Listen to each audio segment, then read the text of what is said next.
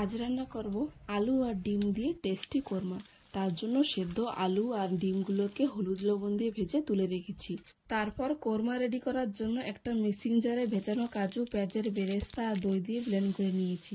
তারপর গরম তেলে জিরে আর তেজপাতা ফুটিয়ে কুচানো টমেটোগুলো দিয়ে দিয়েছি। তারপর হলুদ, লবণ আর আদা বাটা, রসুন বাটা দিয়ে টমেটোটাকে ভালো মতো ভেজে নিয়েছি।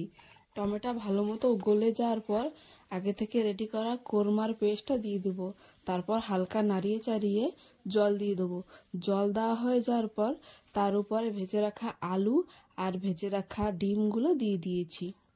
ডিমগুলো দেওয়ার পর তার উপরে পেঁয়াজের বেরেস্তা, দুটো চেরা কাঁচা লঙ্কা, গরম মশলার গুঁড়ো আর জিরের গুঁড়ো দিয়ে তরকারিটাকে একটু ঘেটে দিয়েছি।